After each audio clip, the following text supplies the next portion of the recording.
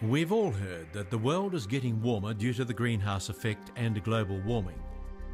But what are the greenhouse gases and where do they come from? A simple explanation is that the sun's rays hit the Earth and are then reflected back towards space. Greenhouse gases pick up the heat from the sun's rays and some of the heat continues in space. Captured heat spreads in every direction, with some remaining on Earth and warming and balancing the Earth's temperature. Unfortunately, everyday human and livestock activity are also giving off greenhouse gases, causing harmful global warming as well as soil erosion. However, there are many ways we can help offset this damage. In New Zealand, a program called Trees for Survival has been established, which is working towards restoring this natural balance. The Trees for Survival program in Australia was running and had been running for a couple of years when I saw it. It was a very good program. This is what inspired me. I was able as the district governor to convince our Pakuranga Rotary Club to get involved in it. I had been involved in forestry, but the appealing part was the children learning what trees growing was all about. A feature of the program is community partnership, bringing together different organisations, individuals and schools.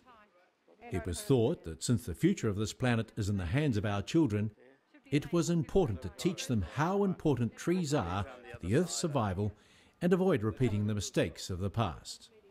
We started with a Pakuranga Intermediate School and ran a pilot scheme there to see how it was going to go, made a few adjustments and then put it into 2 other schools in our Rotary area, and then we took it around the whole Auckland region, and now we're in the process of spreading it truly nationwide.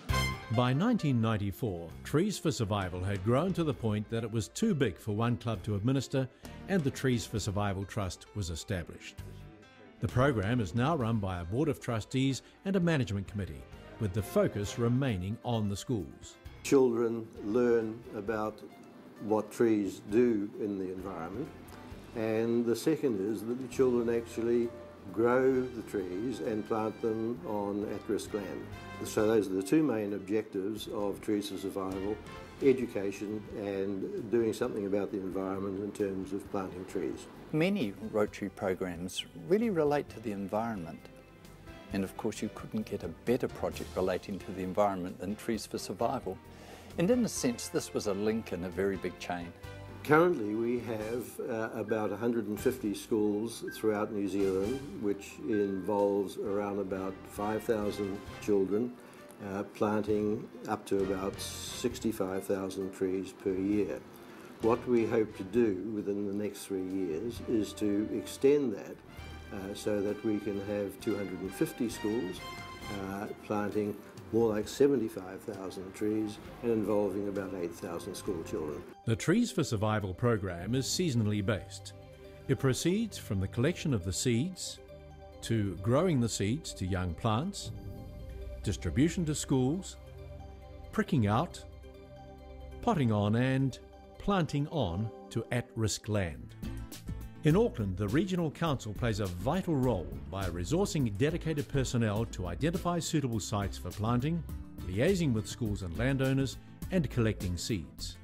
The first step in the Trees for Survival program is the collection of seedlings, which is mostly done over the summertime. We have paid collectors in the Auckland region who do that, and the seed that we collect is from cabbage trees, flax, manuka, kanuka, caprosma, mahoe, macropipa, plants like that. The seeds I'm collecting now are manuka seeds, and manuka is a really wonderful revegetation plant. The seed is just about available all year round, and it's good for dry areas and wet areas. It's a great plant. Once collected, the seeds are propagated and nurtured to the seedling stage of growth in various nurseries throughout the country. Tiny native seedlings are eco-sourced locally to ensure easy adaptation. Different schools have their own educational approach to the program. In the suburb of Pakuranga, where the program originated, the local college has an environmental council which has the job of nurturing the seedlings and later planting out the young trees on the chosen at-risk land. We're a group of students. We're part of our environmental council. What we do is we get together every Tuesday and we're discussing what we can do to help the environment. Every year we have a couple of tree planting days. What we're doing here is a part of that program. What we do is we get our trees, the treelings, as you can see here from Trees for Survival, about this a couple of months ago every year. And what we do is we grow them in the root trainers, and once after a year it gets to grow and bigger, we take them to Rotary Island and plant them on the farm. It's usually along the streamline which helps to irrigate the whole area. Supporting organisations such as businesses and service clubs are needed to pay program costs, to transport the children on planting day, and to purchase the plant growing units. I have been involved with the Trees for Survival program and the plant growing units since its inception in New Zealand in 1991.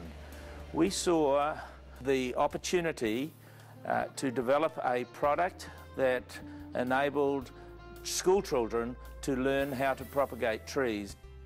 These specially designed plant growing units are housed at the school and can hold up to 1,500 plants depending on their size.